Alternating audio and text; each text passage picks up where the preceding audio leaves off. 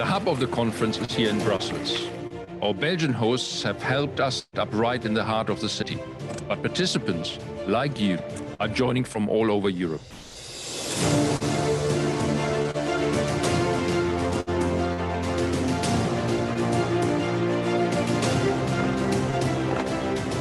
Through our conference platform, you can join the conversation by leaving a comment in the discussion board, chat with fellow participants, vote, take part in live polls, visit exhibition stands, and much more.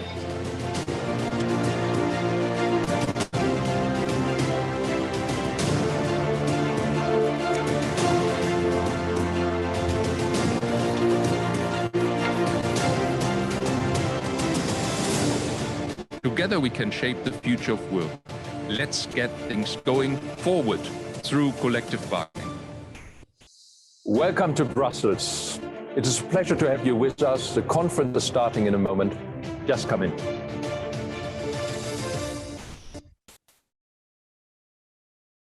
Good morning, ladies and gentlemen. I would like to welcome you from Brussels to this UNI conference, which is being followed all over Europe. Bonjour, mesdames, messieurs. Je voudrais bien souhaiter la bienvenue. Hello, ladies and gentlemen. I'd like to welcome you to Brussels here for this UNI conference. Good morning. I'd like to welcome you to this UNI conference, and that is being followed throughout Europe. And my name is Bert Kruismans, and this morning I'm at your service, being your master of ceremony for this opening session of the conference of the European Federation of Trade Unions active in the service industries. Finally, at last, I have the opportunity to welcome all of you. I've checked it. I got my first email concerning this event. Bert, would you like to present our opening session? 3 years ago. Well, we had to postpone it a few times. We all know the reason why. And that's why we were obliged in the end to go digital, which is a premiere for a trade union conference of such magnitude. But we could not delay it any longer. COVID has taught all of us around the globe, you can't handle this on your own. The challenges that European trade unions face due to COVID are similar everywhere, protecting workers in terms of health, safety, working conditions, and income. Collective consultation plays a crucial role in this at intersectoral, sectoral, and company level. And that's why the topic of this conference is more relevant than ever. Progress thanks to collective bargaining, which is, of course, the core business of trade unions, also in the service industries. So let's get started. This not being a conference with a physical presence, we can't serve you some nice Belgian beers afterwards in the bar, but the Belgian trade unions treat you to a short, inspiring opening session. Everything is 100% corona-proof. Technical crew is wearing masks, and all people that you see on the screen have been tested. We bring you some musical and visual entertainment, and of course, a lot of content. We serve you a brief historical look at the Belgian social and union model, and we have some Belgian hosts to welcome you, and also a keynote speech by the Belgian Minister of Work and Economy. But first, ladies and gentlemen, let us start with one of the best bands in Belgium, starting their gig at 11 o'clock in the morning. Well, for them, it's rather unusual, let's say unnatural, but I guess they had their morning coffee, so they're ready to go, ladies and gentlemen. They're one of the biggest, they're the best band in Belgium, Luxembourg, and beyond. For you, here they are, the Last Show Band.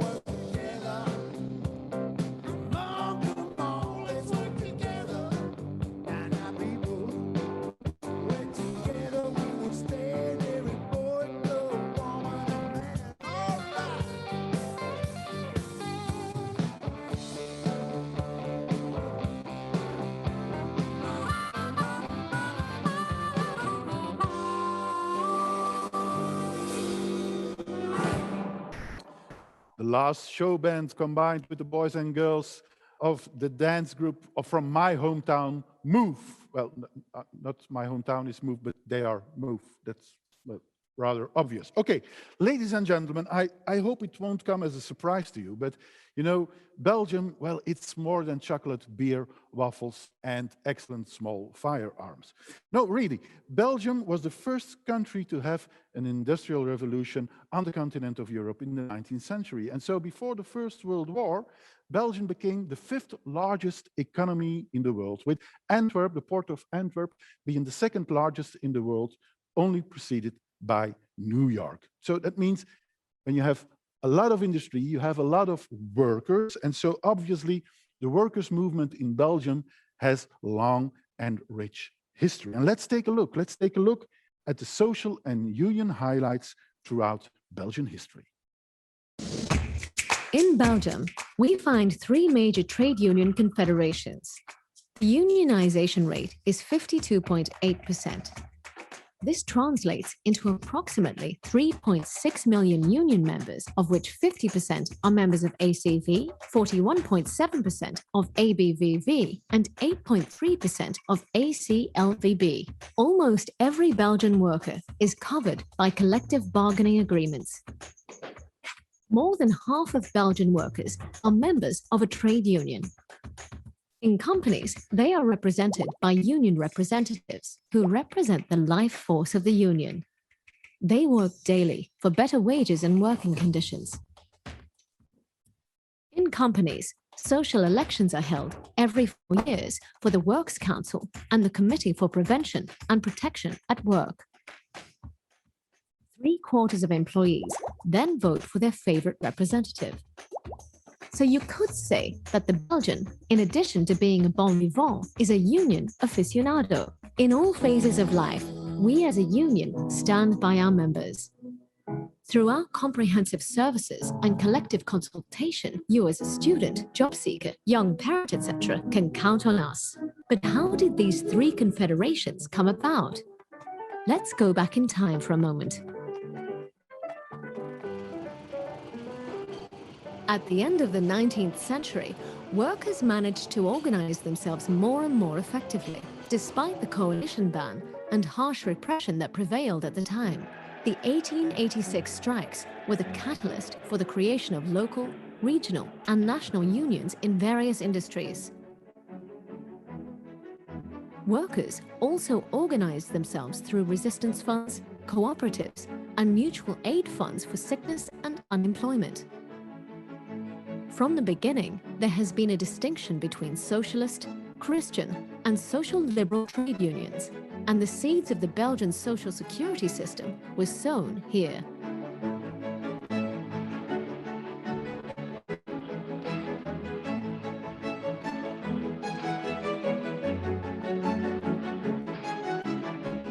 Among workers in the textile and printing industries, we find the first union structures. Soon clerks also organized themselves, and this included sales staff in the first department stores. To this day, our union structures still partially take into account both work status and sector. In 1898, the City Council of Ghent set up a study committee to draw up an unemployment insurance policy. The Ghent Unemployment Fund was established 2 years later. Henceforth, in addition to help from the union's welfare coffers, the unemployed received benefits. The so-called Ghent system is an arrangement whereby unemployment benefits are not paid to the job seeker by the government, but by a union. This unique system, according to a concept introduced by Louis Varlet, was to be emulated internationally. Another major point of contention was the reduction of working hours. In 1905, they took a big step forward by legislating Sunday as a day of rest. A law on industrial accidents was already in place in 1903. Unionization increased between World War I and World War II, the interwar period.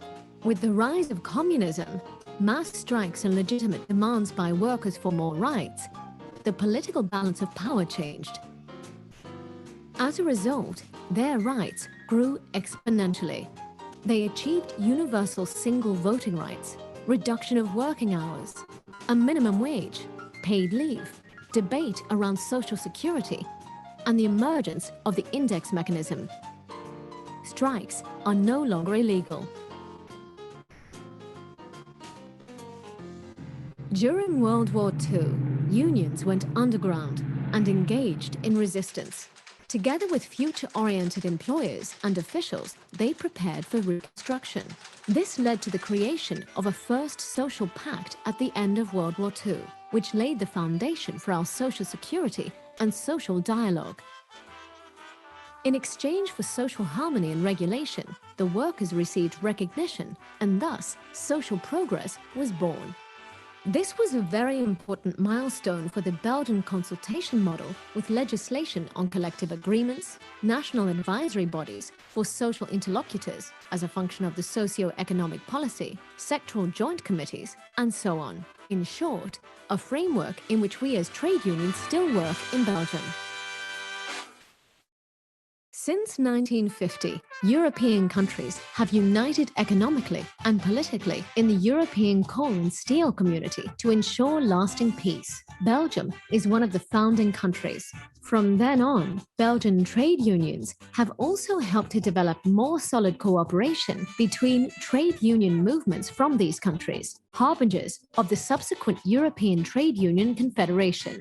In 1950, elections for union representatives in consultative bodies took place on the shop floor for the first time. 15 years later, in 1965, the 5-day, 45-hour workweek was introduced in all industries.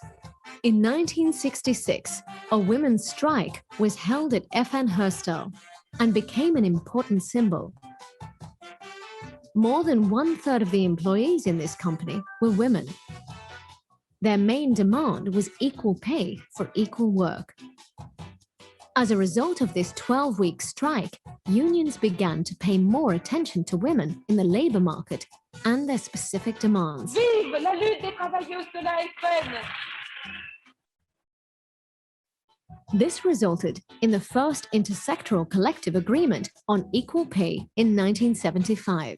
The 1980s were also turbulent. Youth unemployment was rife. Trade unions already started dealing with youth work after World War II, but with this crisis, young people demanded their place even more than before. Together with unions, young people took to the streets during the legendary Youth Marches for Work.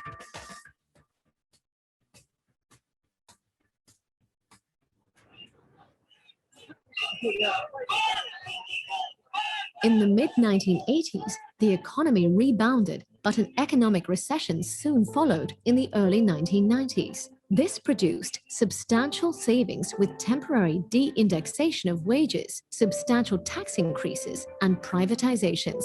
This also had consequences at the corporate level, with the low point being an announcement in the press of the bankruptcy of Renault Vilvoorde. De secretaris-generaal van Renault Frankrijk was naar Brussel gekomen. De voltallige pers was op een paar uur samengetrommeld.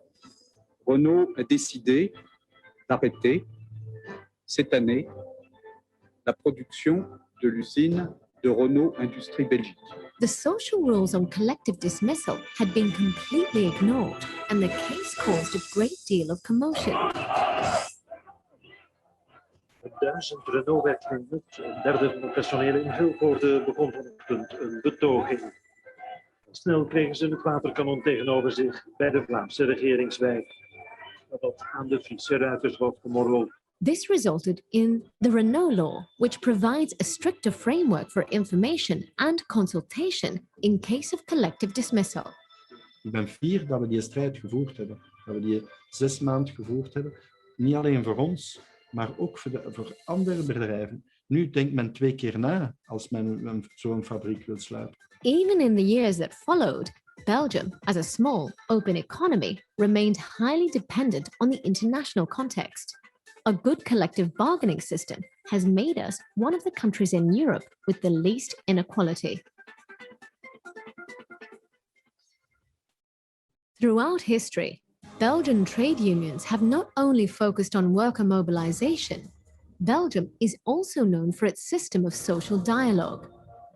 This institutional system consists of negotiations at different levels between the social partners, resulting in the conclusion of collective agreements. Vakbonden en werkgevers bereikten overeenstemming over de krachtlijnen van een interprofessioneel akkoord 2009-2010. Dat akkoord geldt voor de 2,5 miljoen werknemers uit de privésector en voor niet-actieven. At the national and therefore interprofessional level, negotiations take place in the so-called Group of 10. This parity group is made up of the 10 key negotiators from the 3 unions and employer organizations. They engage in the social dialogue together. Within the Group of 10, the interprofessional agreement, the IPA, is being negotiated. This agreement is the basis for the collective bargaining within the sectors. It also covers 96% of all workers. In addition to agreements on wage trends, agreements are also made on employee training and education, working conditions, and working hours, etc. The IPA outlines the framework with which the sectoral committees will then work and, if possible, reach better agreements. In these sectoral joint committees, unions and employers enjoy parity. They negotiate sectoral collective agreements and mediate in industrial disputes.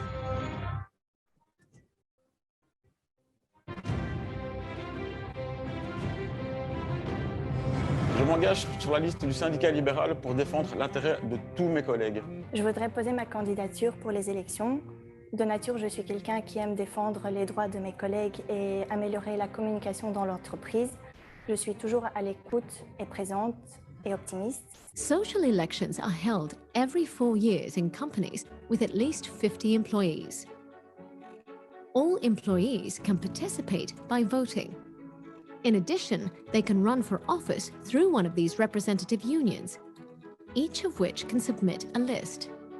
During these elections, votes are taken on the Works Council, an information and advisory body for economic and social affairs, and the Committee for Prevention and Protection at Work, where well-being and safety at work is on the agenda.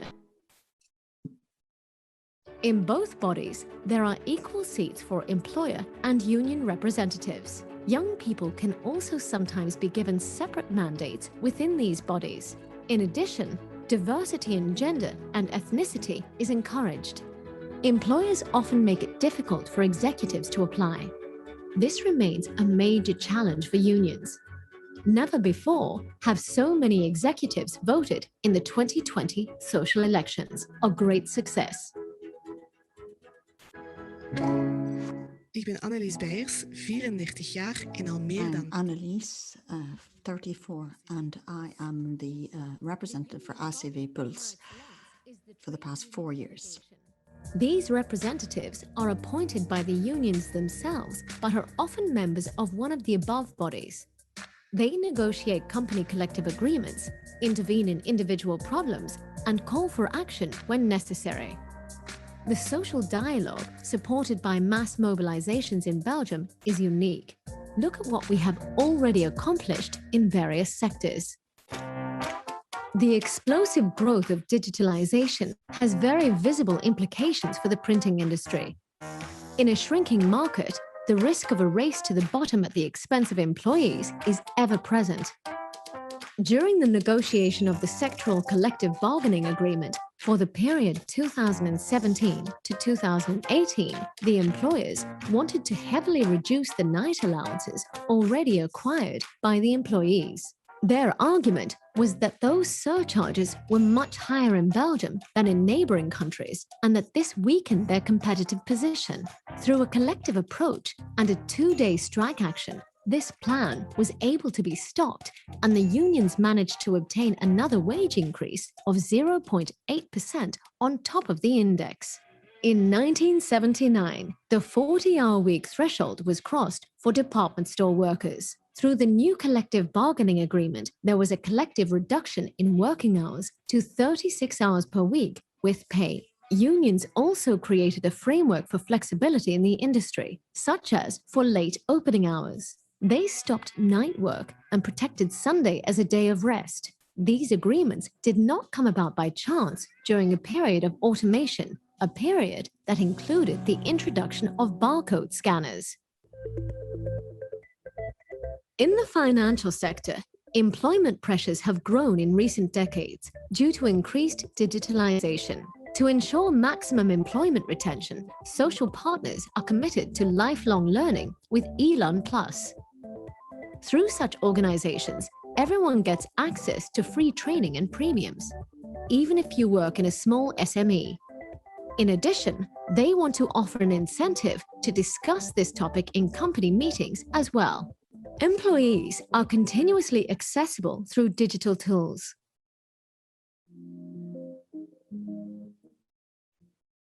This complicates a good work-life balance. In the largest telecom player, Proximus, unions negotiated good agreements on the right to unavailability in 2017. This CLA provides a better balance and transparency. It also clarified the role of team leaders in this regard. Through technical solutions, the right to be unreachable was able to be practically transposed for absent employees. Behavioral change and acceptance is to be achieved through education and sensitization.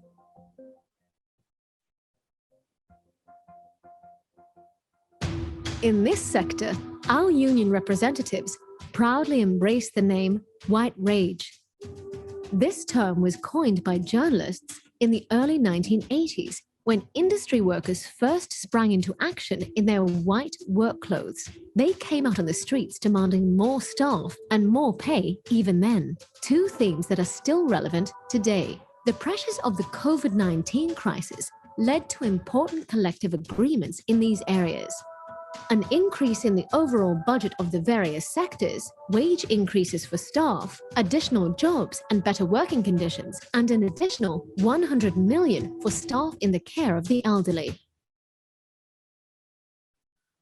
Privatizations and downsizing have been putting pressure on the future of Flemish and Walloon public broadcasters for years. In Flanders, the Flemish government, led by the Flemish nationalists, recently increased the pressure on the public broadcaster VRT. In addition to savings, the VRT must strengthen the Flemish identity as if Flanders were a nation itself.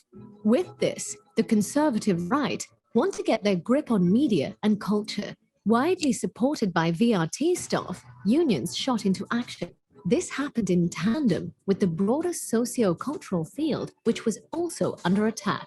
Together, they acted against censorship of culture, for example, by broadcasting their own program during strike days, against the cultural struggle that the Flemish government wants to wage, and for the independence of public broadcasting, a struggle that will continue to be necessary in the future. Private security and cleaning are sectors that offer their services through tenders at various work sites. These tenders are awarded again and again, all too often to the lowest bidder. This puts downward pressure on working conditions. Through the CLA site transfer, when we take over a site, we guarantee all employees keep their jobs under the same employment conditions. For the security sector, additional job and income security is guaranteed by a collective bargaining agreement on minimum monthly working hours. Although this can be flexibly negotiated via a system of increasing and decreasing hours, it does guarantee a fixed minimum income per month for employees. Recently, as a result of the COVID-19 crisis, a collective bargaining agreement has been reached that provides every employee in the security and cleaning industry with insurance that will partially cover the paramedical costs in case an employee falls ill without having to be hospitalized. Sickness leads to poverty, but poverty also leads to sickness. We also want to continue to fight this through action and dialogue under the aegis of the unions.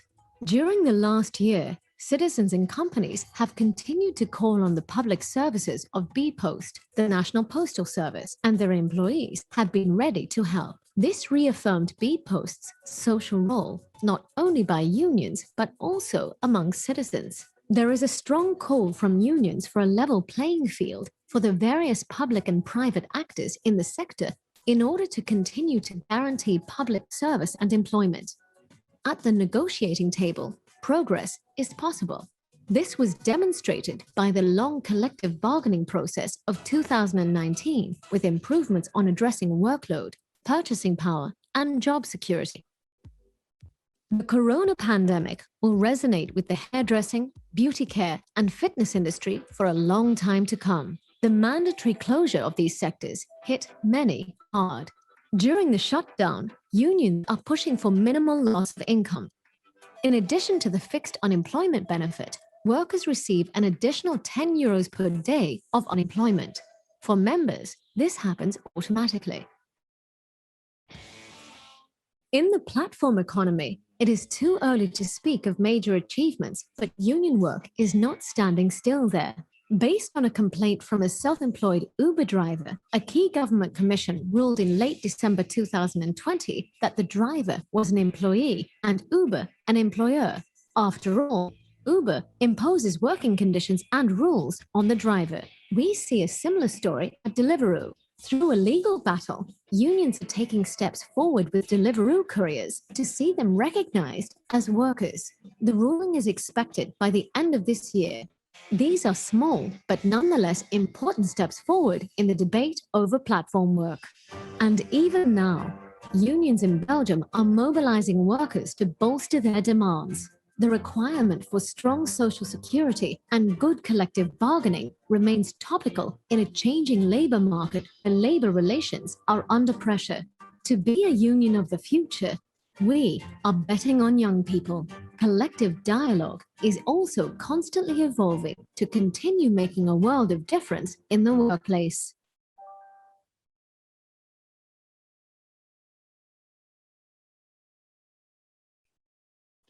Well, there you had it. Past, present, and future of the Belgian trade unions with a lot of working class heroes. Back to Move and the last show, but I guess it's also the history, the story of a working class hero going to work every day as usual, high in the sky. For you, the Rocket Man.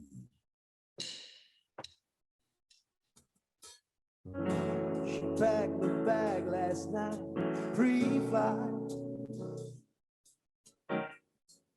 0 hour, 9 AM. And I'm gonna be high as a kite by then.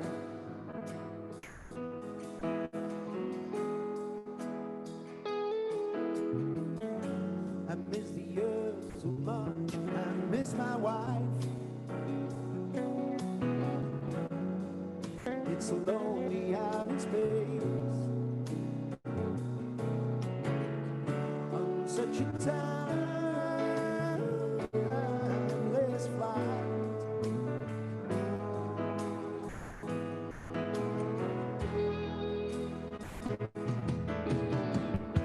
I think it's gonna be a long, long time.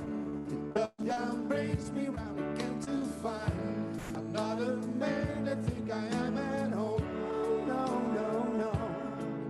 I'm a rocket man. Rocket man, burning out his fuse, I'm here alone.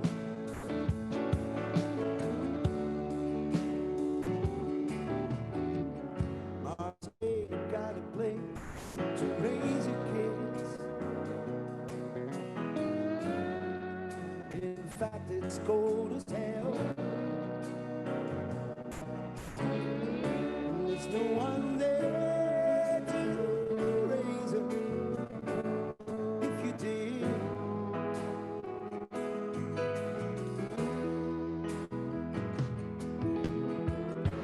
And all this science I don't understand. It's just my job 5 days a week. Rockin'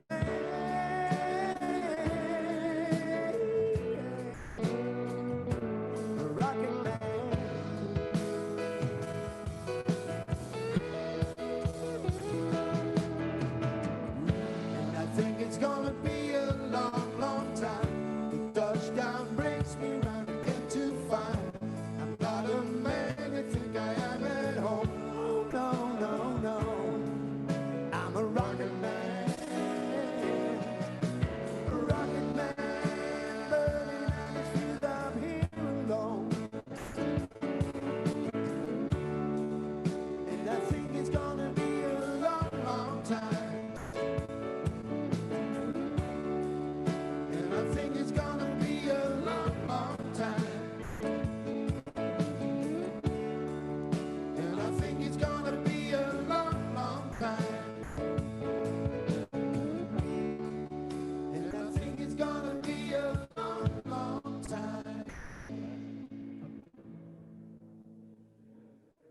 Rocket Man, a song well known by Elton John, of course. You know, ladies and gentlemen, we in Belgium, we are very polite people. Yes, we are. Okay, you know, in traffic, sometimes we behave like lunatics, like madmen, but once when we are out of the car, we are polite, friendly, gentle, warm. Yes, we do. And we're also very modest people. Anyway, the Belgian unions, who due to COVID can't meet you in person, of course, insisted on saying hello to all of you. And we'd like to start with Stefan de Kok, which is the General Secretary of ACV Pulse, and that's the largest department of the Christian CSC ACV. And Stefan is also active in all private sectors for his union. Meneer de Kok, u heeft het woord. Beste congressisten van Unie Europa, beste voorzitter, beste Chair, regionaal secretaris, beste Regional Secretary, guests, it's a great honor to welcome all of you here on behalf of the Belgian trade unions. Unfortunately, this isn't a live meeting. It has to be a digital format. But the coronavirus isn't going to stop Unie Europa from bringing together workers from all over Europe. Unie Europa has gone to great lengths to set up this first and hopefully last digital conference and to make it as interactive as possible. We miss your physical presence terribly, but we'll do everything that we can to make this conference as attractive as possible, involving each and every one of you, making it possible for people to meet and to network. Unfortunately, you won't be able to have an excellent Belgian beer at the bar, but if Belgium becomes the football champion, I owe you a round. Entschuldigung, Mr. President. An online conference offers new opportunities, but unfortunately also comes with many practical challenges. Our special thanks go to the Unie Europa Secretariat, which has bent over backwards to ensure that over the next few days, everything will go as smoothly as possible, applying scenarios A, B, C, D, whatever is necessary. They've done their job brilliantly, in perfect harmony with the Belgian unions. Welcome to Belgium, a country with a rich history and a long tradition of social consultation, strong consultative structures, and a long trade union struggle to achieve constructive negotiations and social progress. We're a colourful country with 3 trade union families, the red FGTB, the blue CGSLB, and the green CSC. We are fighting in our country to boost social dialogue, and we will support you in a spirit of brotherhood and sisterhood. Our motto is the motto of our country. The union makes us strong. Thank you. Thank you very much, Mr. de Kok. For the moment, so we are missing them also. Our second speaker, ladies and gentlemen, also your host, of course, is Gert van Hees. He's responsible for European affairs at the Social Liberal Trade Union CGSLB ACLVB. Yeah, we have a lot of abbreviations today. CGSLB ACLVB is an intersectoral confederation representing workers in all industries and with various statutes. Meneer van Hees. This Unie Europe Congress entitled Forward Through Collective Bargaining could not have taken place at a better time in Belgium. We are currently trying to negotiate an interprofessional agreement that sets the minimum basis for negotiation for all sectors for 2021 and 2022, and this for the entire country. Over the last decade, collective bargaining has been politically undermined, emptied of its substance, bypassed, minimized, and even pushed to the margins in our country too, by right-wing governments which, with their ultra-liberal worldview, have catered for their overlords. These are the bosses of banks and multinational companies. The causes and consequences are the same throughout Europe. A widening gap between rich and poor, and systems that continue to widen that gap. Workers have the right to better conditions in Europe and elsewhere. The European worker has the right to better protection, better pay, and better social dialogue. Forward through collective bargaining. This Congress must allow us to go back on the offensive. We are going on the offensive again now, but also for the post-COVID future. COVID has taken the planet hostage overnight, all over the world. The economy is faltering.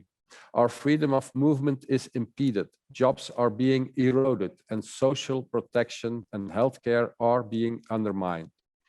From one day to the next, our model is showing signs of failure. One virus, one pandemic, and everything is down. The capitalist model demonstrates, if need be, its lack of anticipation. The just-in-time model does not work. In Belgium, in the midst of the pandemic, we did not have masks because the previous government didn't renew its strategic stockpile just to save money. In practice, each country fights to stockpile vaccines, sometimes at the expense of millions or billions of other people. The arrogance of pharmaceutical companies has never been greater. The magazine Forbes has just disclosed its list of new billionaires. The boss of Moderna is one of the new richest people. Pfizer, in the midst of the pandemic, announces that it is considering raising the price of its vaccines. Where will this odious cynicism end? These are not union principles. This is not solidarity. This is the usual greed of capitalism. Dank u wel, meneer Van Hees. If finally, Thank you, Mr. Van Hees. And now finally, Miriam Delmay. She's the president of SETCA BBTK, the trade union of employees, technical and managerial staff of the Socialist Trade Union FGTB-ABBV. The union is the largest professional federation of the FGTB-ABBV and represents workers in commerce, finance, social profit, industry, and various services. I give you the floor. Yes, good morning, everybody. COVID has hit Belgium hard.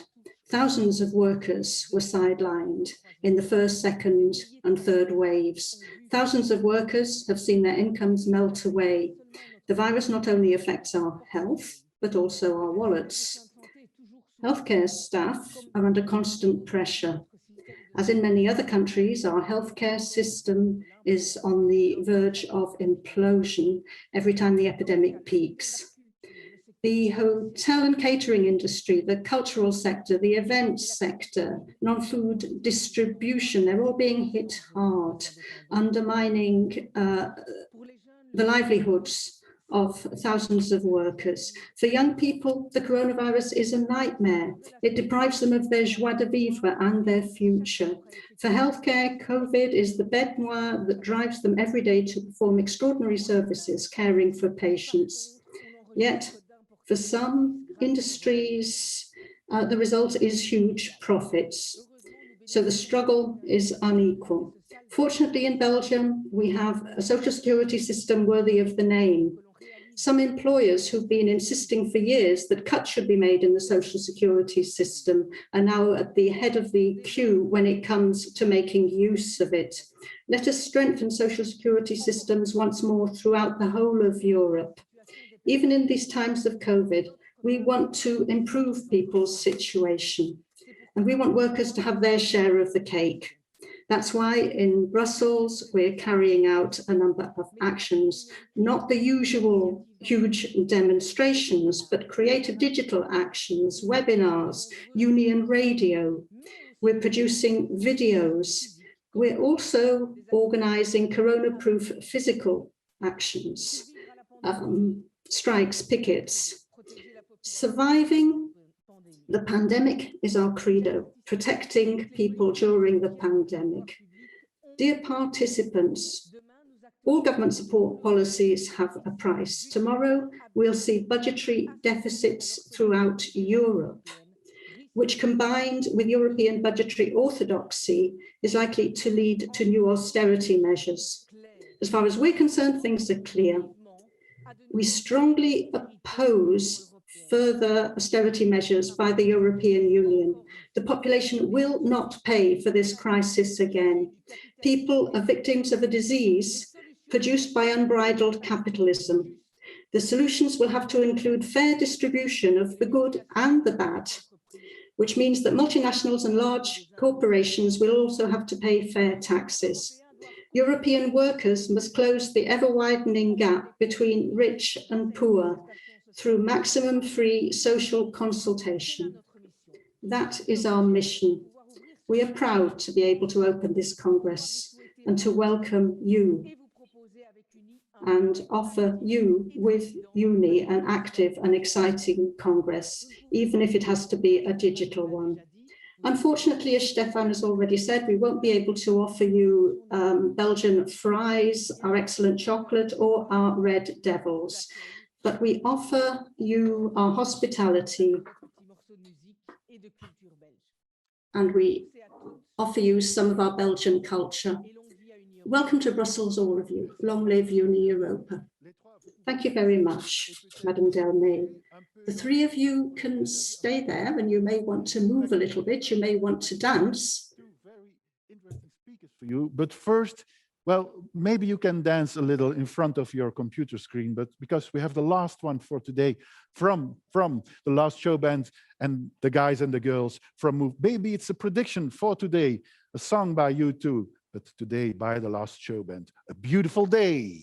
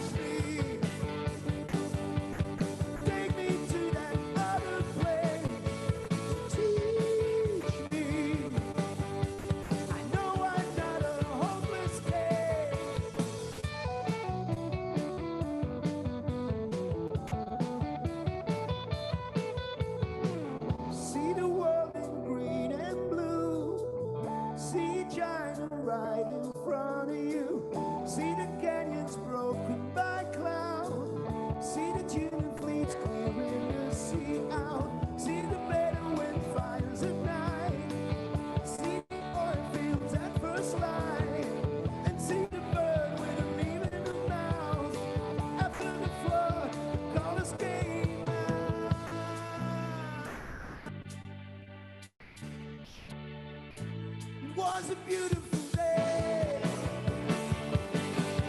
Don't let it get away. A beautiful day.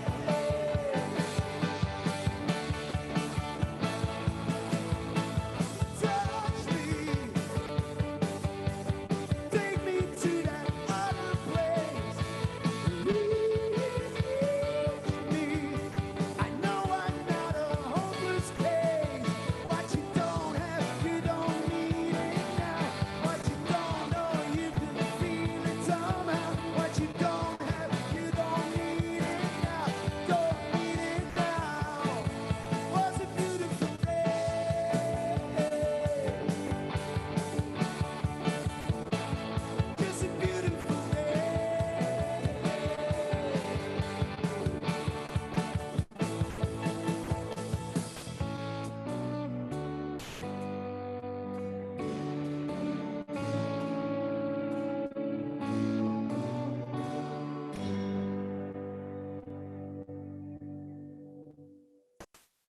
Was this giving you energy or what? A beautiful day. Our next speaker, Pierre-Yves Dermagne. He's a federal minister for the Parti Socialiste, the French-speaking Social Democrats in the Belgian government. He's responsible for work and economy. He's also deputy prime minister and so one of the senior ministers in this government. He's also one of the coming men within his party, the PS. He stands for renewal while respecting the fundamental values of socialism. He closely follows labor market evolutions within the European context. And since the current government took office in October last year, he's been rather busy with COVID crisis and also the social dialogue in Belgium. So we're glad he could be virtually present here today. Monsieur le ministre, je pense que vous êtes bien là, alors je vous en prie, le micro. Minister, I think you're ready. I give you the floor. Mr. President of Europa, Madam Minister of Labour, Solidarity and Social Security of Portugal, Mr. Chair, Mesdames et Messieurs, chers camarades, c'est un plaisir pour moi d'être parmi vous aujourd'hui. It's a great pleasure for me to be here with you today, and I'd like to thank the organisers of this event for managing to gather us together in spite of these difficult circumstances, this health crisis. No chips, no chocolate, as Miriam said earlier, but with a determination to uphold our values and the causes we support. I'd like to thank the Portuguese Labour Minister for the work that her country has been doing in the European presidency, putting social affairs back at the top of the agenda. The EBSCO meetings are very, very important for the strengthening of social Europe. As has been said several times, COVID-19 reminds all of us what an important role the state and social partners play in supporting workers and their families. Our social protection regimes and social dialogue have been key in facing up to the crisis. At the European Union, the SURE programme has played an important role with regard to part-time unemployment, extending coverage. Because of the upcoming green and digital transitions. We are not going through a crisis, but a profound change in society. Both the recovery and the twin transition require an inclusive strategy. It is time to foster social progress and upward social convergence in Europe in order to re-establish confidence in the democratic European project. In this light, the Porto Social Summit arrives at the right moment and must be seized to concretely fill in the 20 principles of the European Pillar of Social Rights. Since its proclamation in November 2017, the pillar has served as a useful compass for employment and social policies at both the EU and member states level. Si nous voulons bâtir un nouveau monde plus juste, if we want to build a new world, a fairer, more inclusive world, we can't separate social matters from the European agenda. The Göteborg Social Pillar, the plan of action put forward by the European Commission, is a good instrument that can help us to find a balance between economic imperatives and a more sustainable and fair society. The three main objectives set a good level of ambition for the European Union. These sub-objectives are also important.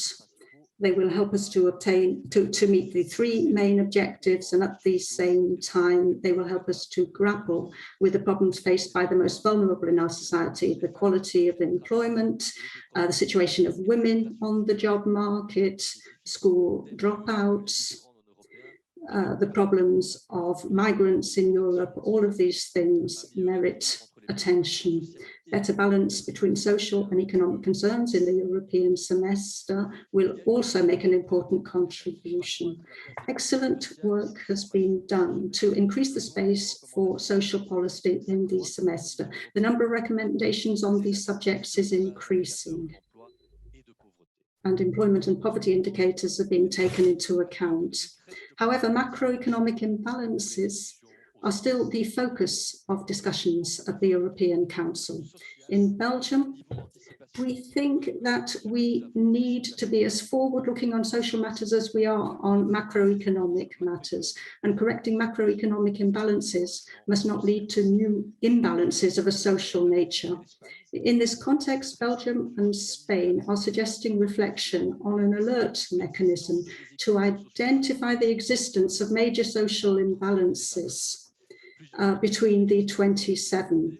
There are existing mechanisms that can help. The procedure for macroeconomic imbalances put into place after the last financial crisis, the work being done monitoring the conventions at the ILO, and national dialogues on the rule of law in Europe. They show that it is possible to address these tricky subjects. Chapter. First, upward social convergence can never become a reality without a minimum level playing field and a clear social rule book. Their existing legal framework should be monitored, implemented and enforced inter alia through the European Labour Authority.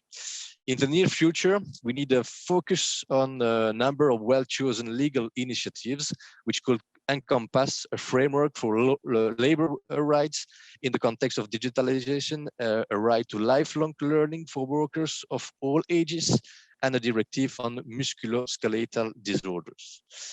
Deuxièmement, la discussion sur l'avenir du pacte de stabilité. Secondly, the discussion on the future of the Stability and Growth task is going to be key in obtaining a new balance. To reach the targets from the Porto summit, the member states must not be over-restricted. I don't need to convince you of the importance of social dialogue to achieve these goals. The introductions of the 3 Belgian trade unions have illustrated very clearly what can be achieved when we work together. It has long been proved that coordinated social consultation is good for both sides of industry. Correcting imbalances and fostering economic growth and democracy. More social consultation, better quality social consultation require efforts from all sides. And you're working in this area every day. You carry out actions to uphold these rights where it is necessary and go to court if you have to. The coalition agreement shows that the Belgian government is fully committed to social consultation, consultation with representative organizations on employer and employee sides, benefits society as a whole. And this may be slightly provocative, but I would say that you also need to better sell social consultation. You have to illustrate the added value that it brings, highlight your achievements. I've already talked about the COVID-19 crisis. Here too, social dialogue has been key. In Belgium, working with the social partners, preventive measures were quickly put in place for those workers who had to continue to go to work, and this at intersectoral, sectoral and company level. We also worked hard to improve the financial situation of the workers affected with short-time working furlough schemes and sometimes additional amounts from employers.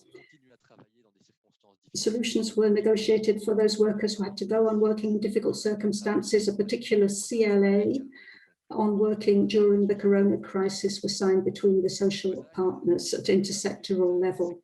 We say in Belgium that in sectors with good social dialogue, workers and employees can reach sensible agreements very fast. This dialogue can guide us through this crisis and help us to make agreements which are beneficial to employees and employers.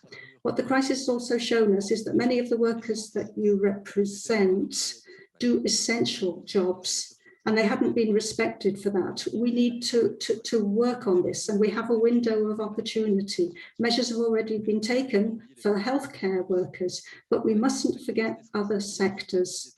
The crisis will last, and digitization is going to increase, sectors are going to change, there'll be restructuring, people will go on working from home, and on those matters, social dialogue is going to be crucial. The partners have to work together proactively, developing strategies for the future, focusing on training and other issues. In companies, unions must be involved in transitions.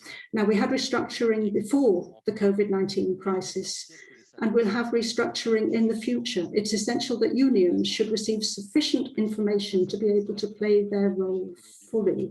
The closing down of Renault Vilvoorde, as you saw in a clip, led to very important developments. It's essential that we should continue our work in several areas, making jobs safe, working on secure employment. Measures have been taken to support companies. It was essential in the current context, but we have to make sure that the right conditions are applied in terms of employment and training for workers. Then there is the question of effectiveness. We must rediscuss a number of matters. Some companies have been using the loopholes in the law. In a few months, I will be sending in a number of proposals for the social partners to examine. I have followed the Ryanair dossier, and I insist that all should respect our social model. Today, I'd like to focus not only on the unions and your role in your countries, but on UNI itself and the role that national unions need to play at national and international level. There are still a lot of profitable companies, including big multinationals, which restructure and relocate in countries where people work for very low wages, whether that's within Europe or elsewhere in the world. Large companies too often try to pit countries and unions against each other. And there is a risk then that we will become involved in a race to the bottom, and that will affect pay and working conditions. Countries are pitted against each other, encouraged to provide a maximum of support. I know it's not easy, but I appeal to all of you to work together and stop these developments. I'd also like to talk about platform workers. There are many people these days who aren't aware of the difficult conditions that they work in. And yet they have to smile when they come to develop our meals. The European Union is concerned about them, and their status and working conditions, their ability to collectively negotiate are all being looked at the European level. Belgium is also involved in these discussions. And recently at a national level, we called the social partners together, and we expect to receive their views in a few months' time. Working conditions for platform workers means changing their status, whether they are self-employed or employed. And obviously there is a grey zone there. We're going to have to make that grey zone shrink to better protect the workers in this sector.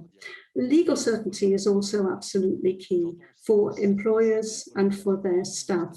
Some plead for a new type of status for people involved in this type of work. Now, a third type of status would create two grey areas instead of one, and that would not make sense. As a socialist, I am against substandard statuses. We do not want the type of worker in our country. We want to provide proper social protection. Another group that's difficult to reach is agency workers. They find it hard to make their voice heard, and because of their difficult conditions, they need stronger unions to stand up for them. In Belgium, agency workers who have worked for the same employer for a certain amount of time have obtained the right to vote in the companies where they were employed. And the last group that I'd like to draw attention to is people who work at home or in other people's homes. It's important to stay in touch with these workers. Gender equality is important here. Working at home makes it even more difficult to have the right balance between work and family life. Studies have shown that social dialogue is important for workers' training. Belgium still has a way to go here. I've asked the social partners to give their opinion on draft legislation to increase training for workers. Lifelong learning is crucial, and we're going to work too on an individual training account which people can use throughout the whole of their careers in consultation with the social partners. Finally, ladies and gentlemen, we have many challenges ahead of us, and therefore we need to seek sustainable and fair solutions. And you can count on me, both here in Belgium and within the European institutions. I will fight alongside you. Let us build the future together. We wish you every success with your Congress. Thank you very much, Mr. Dermagne. We know that your diary is very full, so thank you very much for being with us this morning. Some pleasant and interesting days with this 5th Uni European Conference. I have only one job to do, and that's to introduce a man I guess you all know very well. He's a real trade union man. His father was a worker and a union representative at Volkswagen. Himself, in 1989, was appointed local secretary of the Gewerkschaft Öffentliche Dienste, Transport und Verkehr in the German city of Hanover. In 2000, he became chairman of OTV, and this trade union federation merged in 2001 with 4 other major trade unions to form the Vereinte Dienstleistungsgewerkschaft. He became chairman of this new trade union federation within the Deutscher Gewerkschaftsbund. And he also succeeded his fellow countryman Roland Issen in 2002 as president of Uni Europe. He joins us today from Germany. Ik begrüße gerne Herr Frank Besirske. Herr Besirske, die Bühne gehört ganz dir. Ja, what a beautiful day. Haben wir von der Band gehört und ein As we heard from the band, it's a beautiful day. I wish you all a very nice day. My name is Frank Besirske. I'm the president of Uni Europa. And I would like to welcome all the representatives of the Uni Europa member organizations here at our 5th Congress conference. This is our 5th like Congress. I'd also our like guests, to welcome guest speakers, and particular guests. Speakers First, I would like to thank. I'd also like to thank our Belgian comrades for this very successful opening ceremony of our Congress, and the history of for their video on the history of the Belgian trade union movement, and thank you for preparing this virtual conference and this opening ceremony. I would like to also thank Thierry Demagne, the Belgian Minister for Labour and the Economy, on his clear position in favor of a social Europe and a strengthening of the union movement in our countries.